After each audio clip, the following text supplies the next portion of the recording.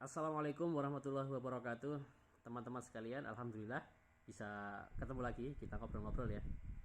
Jadi ceritanya teman-teman, selama 7 hari sebulan yang lalu itu saya melakukan challenging ya, tantangan terhadap diri saya sendiri untuk melakukan apa yang disebut dengan intermittent fasting.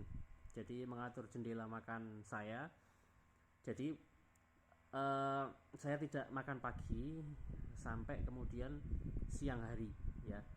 Jadi habis subuh itu saya nggak makan sampai sekitar jam 12 siang atau jam 1 siang ya.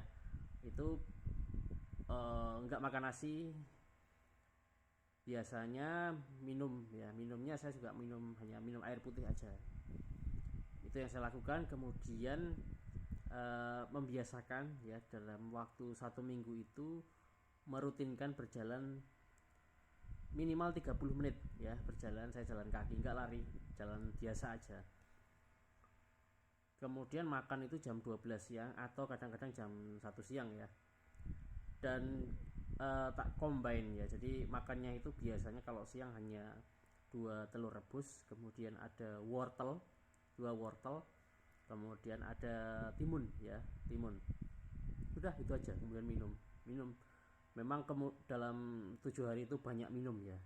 Kemudian rentang antara siang setelah makan itu ya, sampai sore itu kadang-kadang, dan ini tantangan saya sendiri ya ketika melakukan intermittent fasting ini, adalah rasa laparnya itu luar biasa ya, karena memang biasanya makan makan dan makan ya.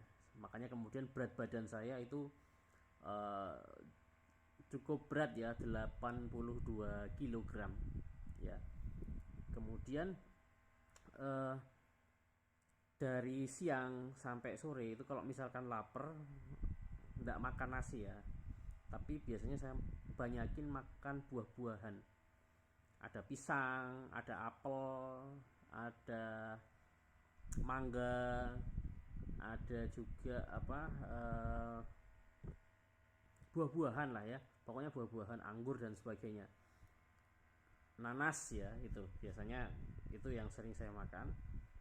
Kalau masih lapar ya makan wortel lagi gitu ya. Sampai kemudian makan terakhir itu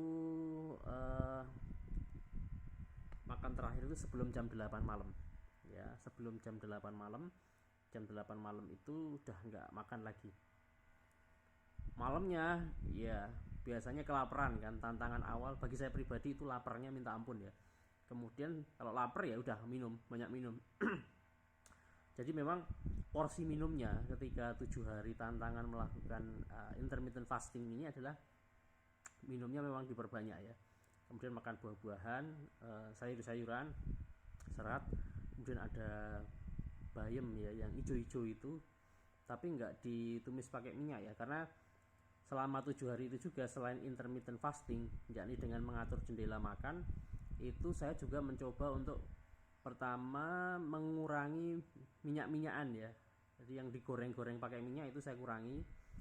Kemudian gula itu juga saya kurangi ya, makanan yang mengandung gula, bahkan mungkin agak ekstrim ya di 3 hari pertama itu. Kemudian asin-asinan ya, yang ada garam-garamnya, itu juga saya kurangi ya. Nah itu saya lakukan, dan 7 hari itu ternyata saya bisa, berat badannya itu turun dari 82 menjadi 77 kilogram, berarti turun 5 kilo ya.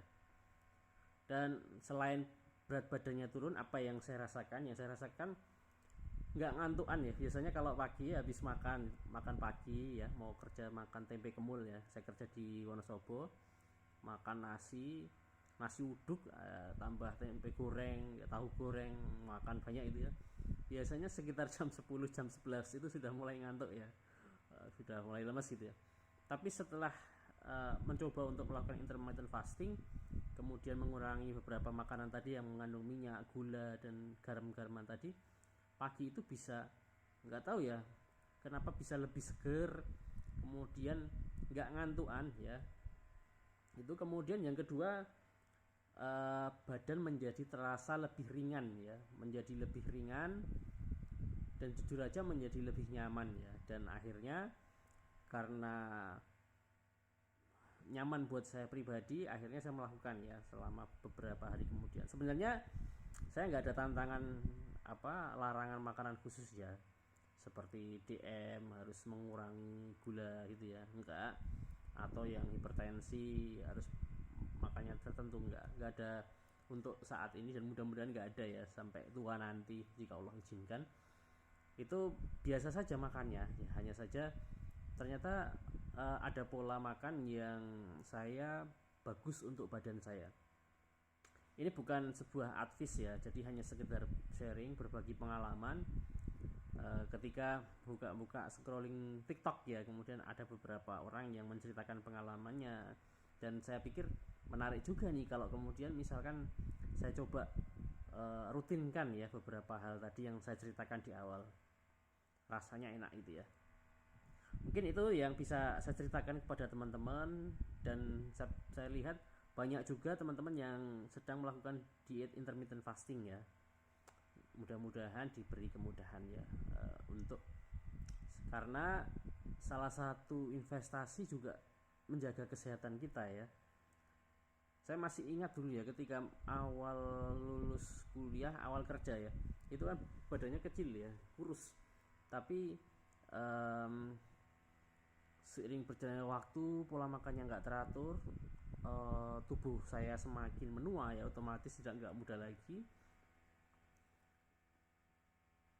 Tentu metabolisme di tubuh juga mengalami penurunan ya.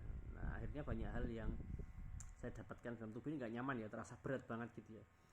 Terutama nih di lingkar perut ini, kalau misalkan kita sholat ya, di duduk tawaruk gitu ya, di tahiyat yang terakhir itu agak susah gitu kalau miring gini ya. Nah, sekarang udah mulai lebih baik ya, bisa kaki itu tidak hanya jempolnya gitu, tapi bisa sempurna gitu kalau duduk ya di sholat itu. Mungkin itu aja teman-teman sharing saya. Boleh juga kalau dicoba, walaupun saya nggak memberikan advice ya, saya juga bukan ahli gizi, hanya sekedar berbagi pengalaman aja. Terima kasih. Assalamualaikum warahmatullahi wabarakatuh.